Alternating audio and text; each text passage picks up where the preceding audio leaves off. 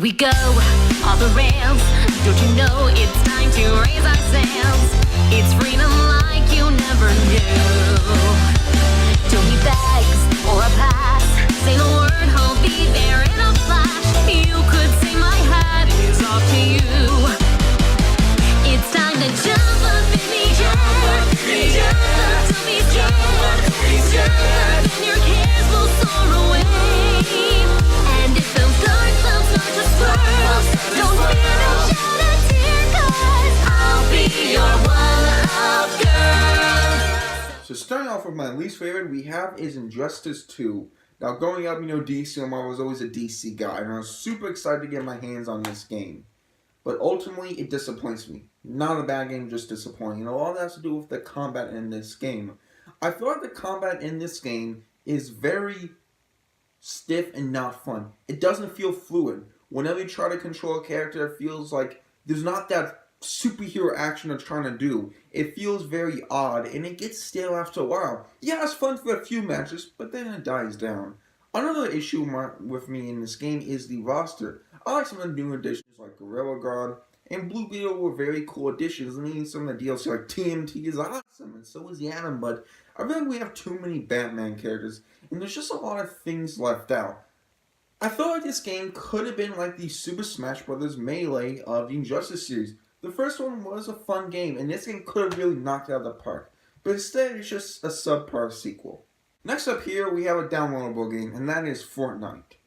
Five Nights at Freddy, Minecraft, Flappy Bird, whatever it is, Fortnite's the new game of the rage. Everyone's talking about it. And for a free downloadable game, I think it's fun. I like its art style. I think it's very different from, the modern, FPS like Call of Duty, Rainbow Six Siege. I like the more cartoony vibe to it. And I think some of the weapons and some of the areas are cool. But for me, I just feel like the game relies on too much pay to win.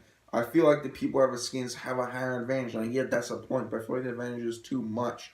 Also, I feel like the game changes way too much. Me and my friend John, another TGO member, were talking about this, that the game maps has just become very odd. For me, Fortnite is a game that I like to play maybe once a month.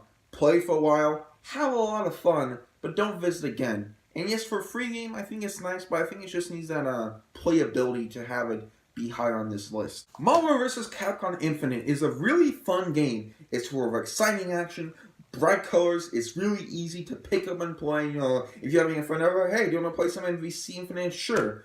Yes, it doesn't have Deadpool or the X-Men, doesn't have those guys. But I think the character roster does have, they make them feel very unique and different.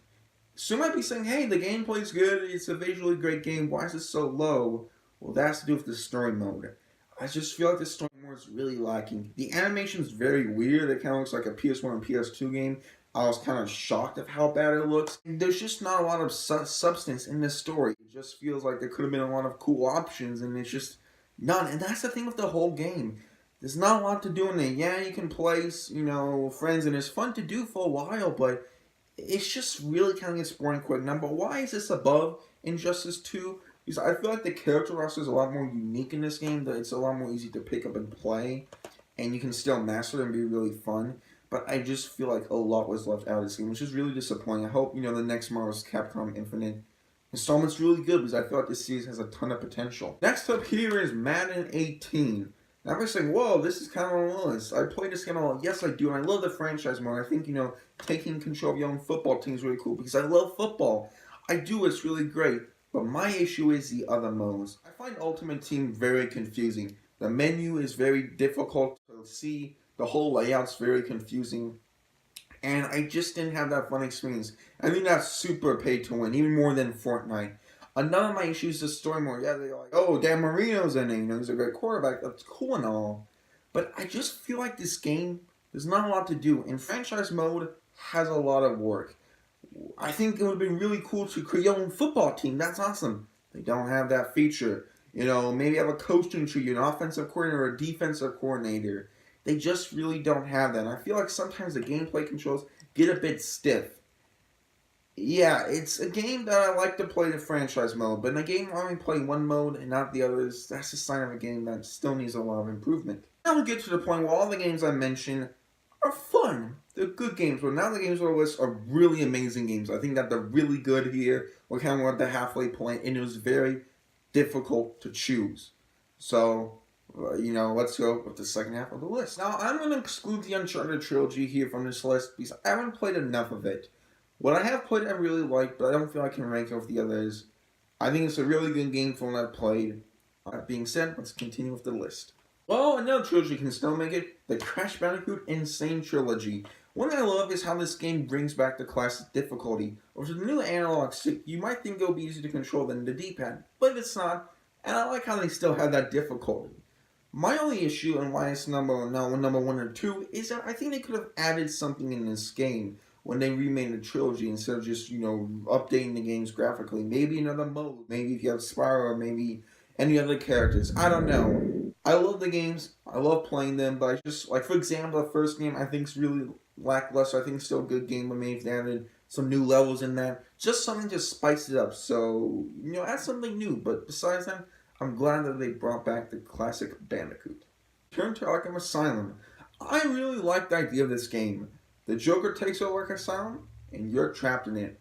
And I do like some really crazy moments, like that one Scarecrow part, and there's some others, and I love the whole environment of it. But I feel like you don't have the open worldness you want in the game. There's some moments where I just kind of feel confined. I get that's part of the gameplay, that's part of the story, but it's just not what I wanted. Also, like the game maybe fakes you out too many times for certain things that happen. Then I'm just like, okay, the plot twist didn't quite get me. And the ending of this game, yeah, it's not the one I'm a fan of. I'll just say it's kind of a bit odd for me as a fan, but I still really love this game. I still think it's a great game. To play Indiana Jones in a video game, I'll be on board. And that's why I love Uncharted 4. There's so much to love here. I mean, the graphics are fantastic.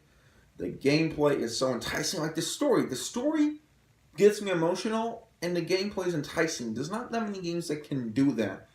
There's so many fun parts, like in the savannah, driving a Jeep. All the things are memorable. And like some of the slow moments is this area, like when you play Crash Bandicoot and stuff. I just love Uncharted 4. It's one of those games that you have to play to experience.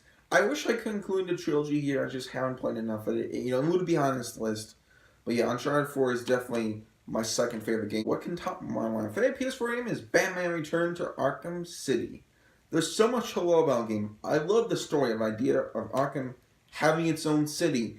All these warring games, Joker's game against Penguin, against Two-Faces. The story, I think, is really cool. They go to some places that I'm like, oh, okay, that's neat. I didn't see that coming, and they make it work. And while Arkham Asylum, the open world element wasn't here, this game really makes you feel like you're Batman in the open world. You can save people, beat up on gangs. There's a ton of great gadgets, and that's what I love.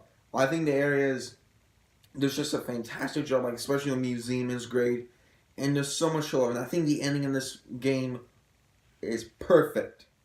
Well, guys, I hope you guys enjoyed this list. So if you have a PS4, let me know in the comments below what your favorite game is, what games I should try. I'm probably gonna get Spider-Man 4. Well, guys, that is the list here, and I hope you enjoyed it. I had a lot of fun tonight, and if you have a PS4, let me know in the comments what your favorite game is. I am planning on getting Spider-Man PS4 and something soon, trying those out. This was a really fun video to make. I really like this system, and the games are excellent. Make sure to check it out. These games are on channel. See you guys later. Bye.